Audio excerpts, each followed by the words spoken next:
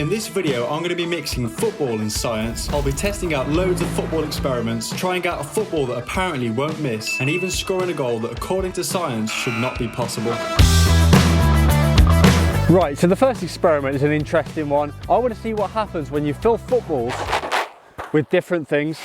Right, so I've got 4 different footballs all filled with different things. First up, we've got a football just filled with normal air. Next up, we've got a football filled up with helium, so we're going to see how that affects things. Then we've got a football filled with water. Now, I'm sure this is going to have some crazy knuckleball effect or something like that, so that's going to be an interesting one. And finally, we've got a ball filled with metal pellets.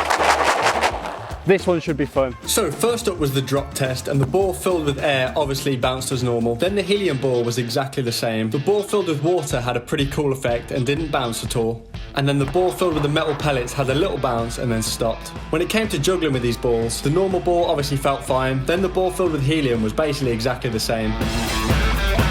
The water-filled ball was an absolute nightmare to keep up. Whoa. It was a really strange feeling trying to actually control it.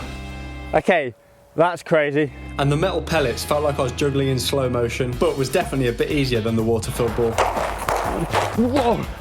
Oh. When it came to dribbling the normal football and the ball filled with helium, they performed exactly the same. The water-filled football was actually a lot easier to dribble. And the metal pellets was also a lot easier to dribble as well. It was almost moving in slow motion. And for the final test, of course, we're going to see what happens when you shoot with these balls. First up, normal air. So obviously the normal air moved as you'd expect. Now the helium-filled ball for shooting, and a lot of people say filling a ball with helium makes it move like crazy, but for me, I didn't really notice any difference. The water-filled football was an absolute nightmare to shoot with, and basically just made the ball have a load of topspin.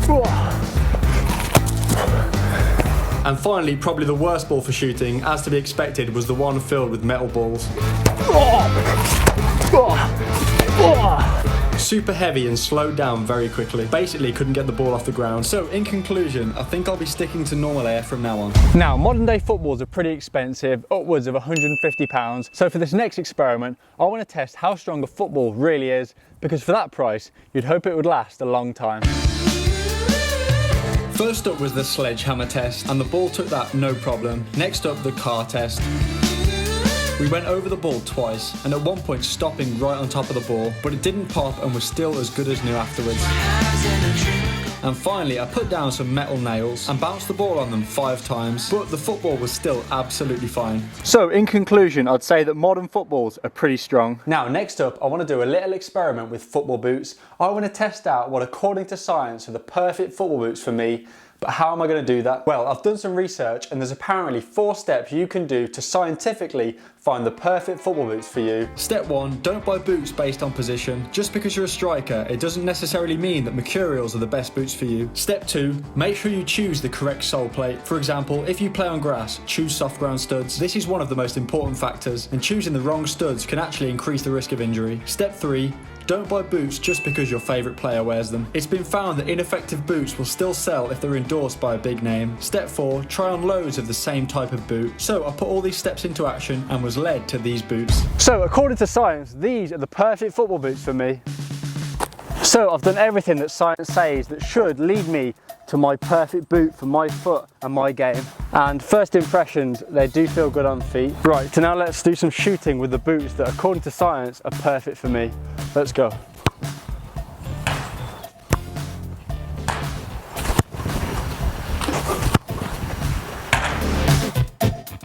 So overall, is choosing football boots on what the science says the best idea? And the answer is probably yes, because these boots were great to play in, they're comfortable, and realistically, that's all you want. But overall, I'd say if you follow all the steps, that'll lead you to a very good pair of football boots for your feet and your game.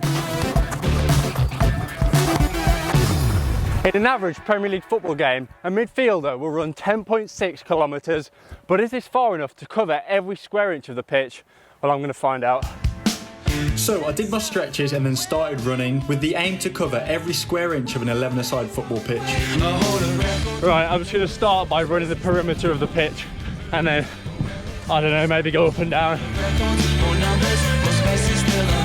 So if the average midfielder runs 10.6 kilometres, how far do you think the average defender runs? 9.2 kilometres. And Ronaldo in his prime would run an average of 9 kilometres per game. And a goalkeeper well, they probably run further than you think. Goalies on average during a game will cover around 5 kilometres, which actually surprised me. And the league that on average covers the furthest distance is actually La Liga. When you're actually doing it, the pitch is bigger than I thought. So after running the full distance, this is how much of the pitch I was able to cover. And as you can see, it's a decent effort, but there was definitely some grass that I did not cover. Now for the next experiment, can you play football with the ball on fire?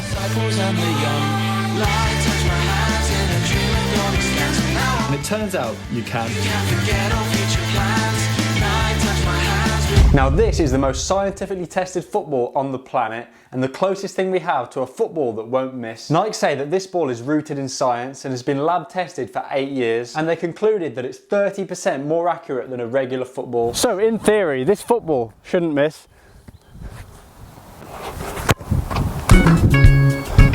Let's test it. Straight off the bat, there's nothing about this ball that feels any different really, or that looks any different, that would make me suggest that it's going to be way more accurate than a normal football. It's got a load of weird grooves, but I don't really see how that's going to help. But there's only one thing we can do, and I've got some interesting tests that are really going to find an answer to if this ball actually works. This is Luke, and he'll be helping us with this next experiment. Right, so I've not told Luke anything. I've got 2 footballs here. I want you to take shots in that target until one of those balls goes in. All right, easy. Easy. So Luke's task was simple: keep taking shots until he hits the target. I didn't tell him why we were doing this, as I didn't want to influence him at all. You know, I actually feel like this ball's a bit better. Really? That's interesting, mate. Whoa! That's 2 in a row. Tell me that ball's better. Really? I feel like it's heavier, is that what it is? Oh my.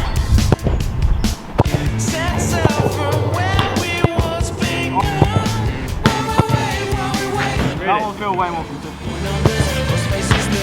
Oh, I've got it! That's it. Oh, he's done it.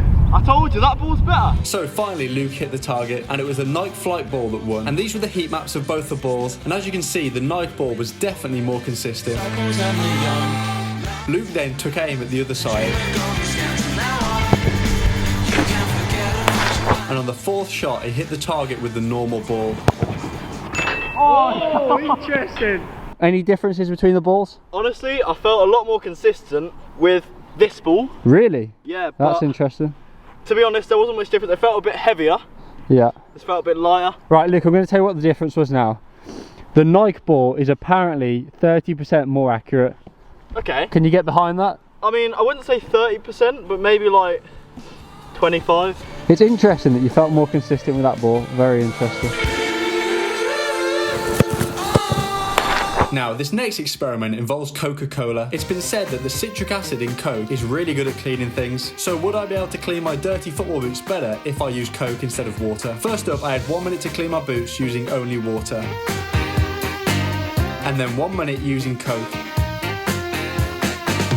And these were the final results. And I've got to say, I think the water edged this one. I'm actually kind of glad that the Coca-Cola didn't actually work, because that would have made cleaning football boots a lot more expensive. Have you ever heard the saying, 2 left feet? Well, is playing football with 2 left feet actually that bad? This experiment is going to answer that.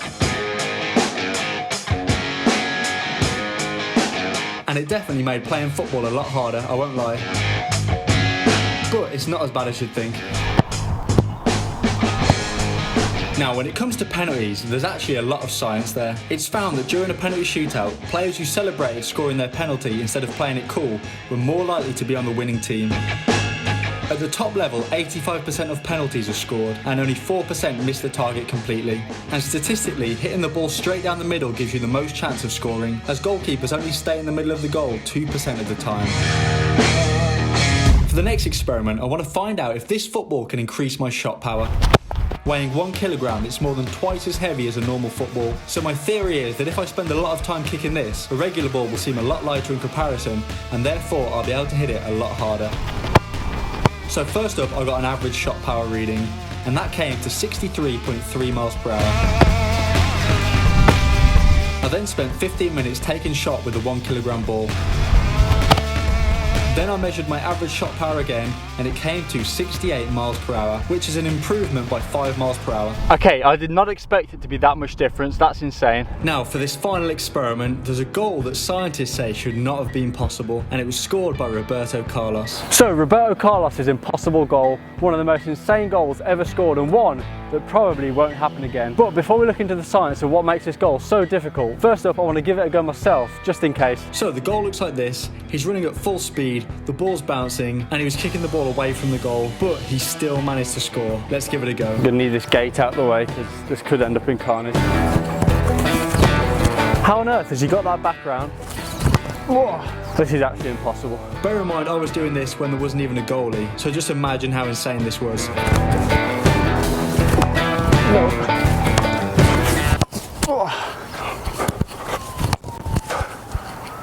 Oh, wow, I'm onto something here. Looking at the science of this goal, Roberto Carlos had an angle of less than 1 degree to score. Including all the other factors of the ball bouncing, running at full speed, I think it's going to be a long time before someone can do this again. And unfortunately, that person wasn't me.